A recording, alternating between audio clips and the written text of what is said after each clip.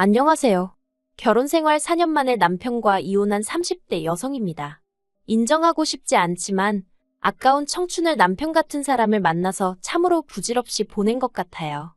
물론 눈에 넣어도 아프지 않을 우리 딸을 생각하면 엄마로서 이런 말을 한다는 게 미안하지만 처음부터 남편을 만나지 않았다면 우리 딸도 이렇게 이혼 가정이니 편모 가정이니 그런 소리 들으며 자랄 필요도 없었을 텐데 그래서 더 미안한 마음만 드네요. 솔직히 이혼을 결심하기까지 그 과정이 쉽지만은 않았습니다. 이혼녀라는 딱지를 달고 혼자 딸을 키울 생각을 하니까 눈앞이 캄캄했거든요. 남편한테서 양육비나 제때 받을 수 있을지 그것도 걱정이었고요.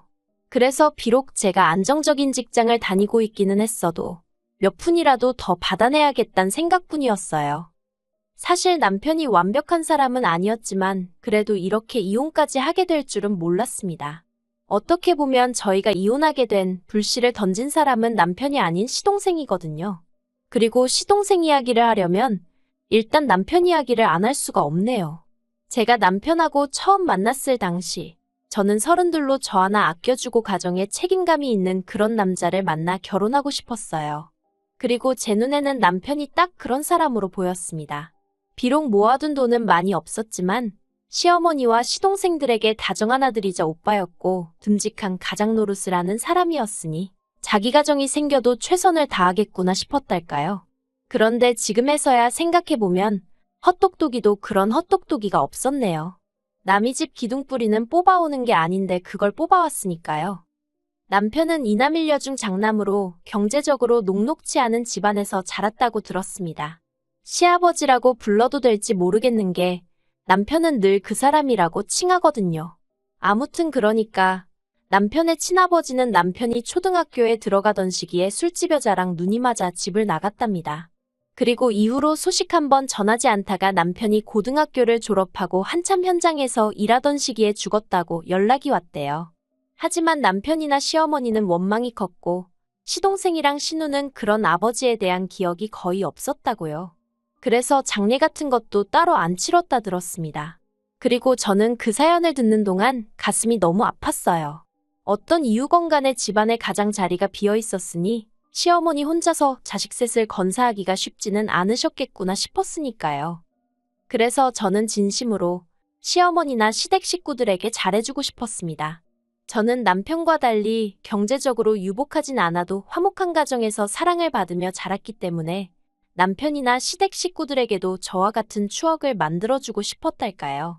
그래서 다른 사람들이 어려운 가정 형편에서 자란 남자와 결혼하면 같이 고생이라고 조언을 해줄 때도 솔직히 그다지 귀담아 듣지 않았습니다.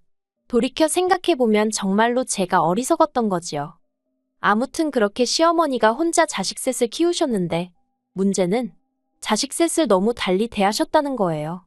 일단 신우는 막내임에도 불구하고 딸이라서 그런 건지 솔직히 시어머니 속을 누가 알겠습니까만 어쨌든 차별을 엄청나게 당했던 모양이에요.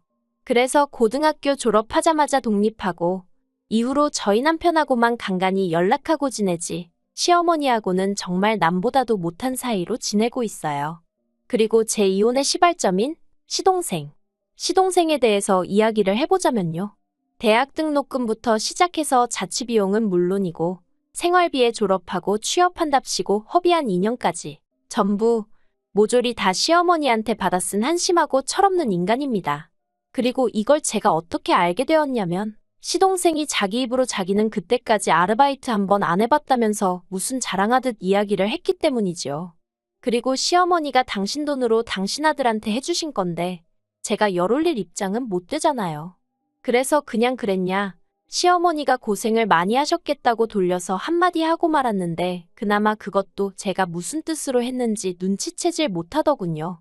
하지만 제가 정말 어이가 없고 시쳇말로 환장하겠다 싶었던 건 그 이후에 있었던 일입니다. 사실 남편이 저에게 프로포즈를 했을 당시 모아둔 돈이 3천만 원 남짓밖에 없는 걸 알고는 꽤나 실망을 했었거든요. 하지만 이내 남편이 자기가 아무래도 장남이고 하다 보니 여러 가지로 신경 쓸 일이 많았다고 말하길래 그래도 사람이 솔직하고 가족을 위해 희생을 많이 했구나 싶대요. 그래서 그런 거라면 내가 이해해줘야 한다고 생각했습니다.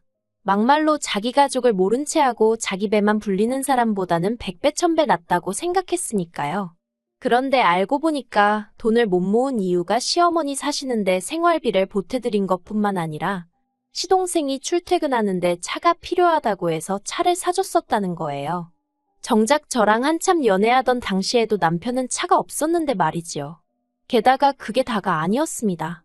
시동생이 아침 저녁으로 운전하는 게 피곤하다고 얼마 안가 자취를 하겠다고 나왔는데 시어머니가 저희 남편더러 그 자취방 보증금을 해주라고 하셨다는 거예요.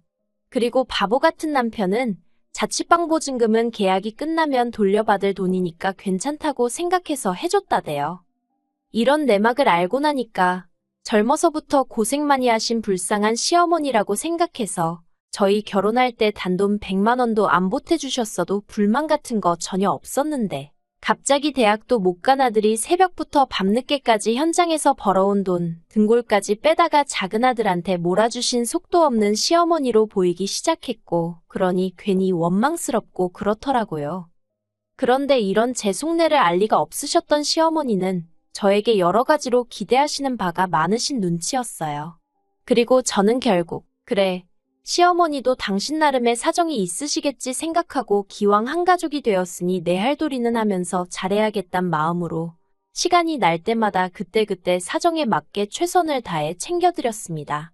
이건 시어머니도 인정하시는 바이고 남편도 몇 차례나 저에게 고맙다고 말했을 정도니까 저만의 착각이 아니에요.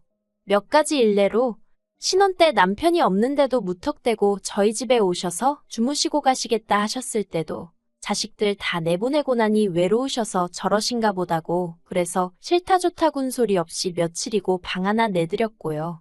연락도 없이 친구분들 모시고 오셔서는 여기가 당신 큰아들 집이라며 저한테 차상 좀 내오라 과일 좀 깎아라 하실 때도 시어머니 기 살려드린다 생각하면 이까진 일이 대수냐 싶어서 내내하고 시키는 대로 해드렸어요. 그리고 이후로도 생신이며 명절이면 없는 살림에 빠듯한 생활비 쪽에서 여행도 모시고 다니고 그 맏며느리 자리가 뭐라고 그래도 어디 가서 시어머니가 아들 며느리 이야기할 때 부끄럽지 마시라고 나름대로 최선을 다해서 모셨네요. 그런데 얼마 전 남편 생일이라 온 가족이 모인 자리에서 시어머니가 잠깐 자리를 비우셨을 때였어요. 시동생이 저더러 이제 자기도 돈 좀 벌고 하니까 시어머니 앞으로 경차라도 한 대 뽑아드릴까 생각 중이랍니다. 아무리 경차라고 해도 한두 푼 드는 게 아닐 텐데 대단하네 싶어서 그러냐고 잘 생각했다고 그랬어요.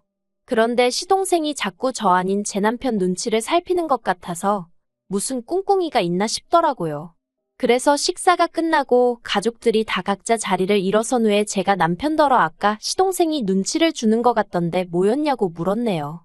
이때만 해도 솔직히 분위기도 나쁘지 않았고 저도 남편한테 장난처럼 떠보듯이 물어본 거였어요. 그런데 남편이 신경질적으로 시동생이 경차해준다는 게 저희더러 같이 하자고 그런 거랍니다. 자기 반 저희 반에서 해드리자는 거였다나요. 어이가 없어서 그걸 왜 우리가 보태냐고 물었어요. 경차나 마나 어머님 돈으로 이제껏 놀고 먹고 공부까지 다 한 게 누군데 그 덕으로 취직까지 했으면 자기나 조용히 알아서 선물을 하던지 하면 되지. 왜 우리더러 반을 보태라고 하느냐고 안 된다고 했습니다. 그리고 막말로 내가 사드리면 사드렸지.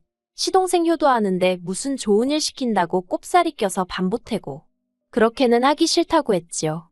그러자 남편도 제 눈치를 쓱 보더니 알겠답니다. 그리고는 그냥 그렇게 말이 나온 건데 저더러 뭘 그렇게 예민하게 받아들이냐면서 오히려 저한테 핀잔을 주대요. 이후로도 잠들 때까지 어이가 없었지만 그래도 이렇게 얘기가 끝났다 싶어서 저도 더는 왈가왈부하지 않았어요. 그런데 이틀이나 지났나 남편이 저더러 얘기 좀 하잡니다.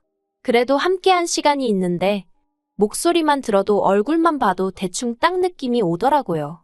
그리고 아니나 다를까 남편이 한다는 말이 자기가 곰곰이 생각해봤는데 시동생이 효도할 때 같이 하는 게 뭐가 어떻냐입니다. 막말로 우리가 차를 사드릴 형편이 되는 것도 아닌데 이참에 같이 효도하면 오히려 좋은 거 아니냐대요. 그래서 제가 그러니까 왜 이 시점에 뜬금없이 어머님한테 차를 사드려야 하는 거냐고 따졌어요. 그랬더니 그 연세 되도록 자기 차 한 대 못 가져본 사람이 저희 시어머니밖에 없을 거라면서 저더러 시어머니가 지하철 타고 버스 타고 아들네 오는 걸 보면 가슴 아프고 그러지 않냐입니다. 정말 황당하기 짝이 없더라고요. 그래서 저도 가슴 아프고 말고 할 게 뭐가 있냐고, 다들 자기 형편에 맞춰서 사정에 맞춰서 사는 거지. 그리고 자동차라는 게 사기만 하면 거기서 끝이냐고, 보험료 내야지 유지비 들지, 기름값은 어떻게 하실 건데 하고는 막 따졌네요. 그러자 남편이 자기 어머니 형편이 어떻길래 그런 소리를 하냐면서 저한테 막 삿대질까지 하는 거예요. 그리고 그런 남편의 모습을 보고 있자니 진짜 깝깝하고 열받고 어처구니도 없고 저 인간은 속도 없나 싶어서, 당신은 그렇게 어머님한테 뒷바라지는커녕 제대로 된 대접도 못 받으면서 시동생한테 돈도 한 번 뜯겼으면 됐지 또 뜯기고 싶어서 그러냐고, 정말 뭐 느끼는 게 없냐고 화를 냈습니다. 그랬더니 결혼 전에 있던 일이고 못 받아도 자기가 못 받았는데 왜 네가 난리냐면서 오히려 저를 이상한 사람으로 몰아가더군요. 그리고 그 순간 저는 망치로 머리를 한 대 맞은 듯 했습니다. 저는 남편과 제가 평생을 함께할 운명이니까 남편 일이 제 일이고 제 일이 남편 일이라고 생각했으니까요. 그래서 남편의 힘들고 어려웠던 시절마저 제가 감싸주려고 했는데 남편 본인이 저더러 필요 없다고 말한 거나 마찬가지였지요. 그래서 제가 남편더러 그럼 당신 능력으로 경찰을 해드리던지 버스를 사드리던지 마음대로 해라. 대신 앞으로 나는 시댁일에서 신경 끄겠다 했습니다. 나는 친정에 잘할 테니 당신은 당신 집에 잘하라고요. 그랬더니 남편이 자기는 일 때문에 바빠서 그렇게는 못한답니다. 그래서 그건 당신 사정이지 하니까 남편이 저더러 너는 맏며느리잖아 하고는 소리를 빽 지르는 거예요. 그리고 그 순간 아, 이 인간은 내가 뼈 빠지게 며느리 도리하는 건 좋으면서 어쩌다 내 목소리 한 번 내는 건 용납이 안 되는가 보다 싶은 게 더는 이렇게 살면 안 되겠다 싶대요.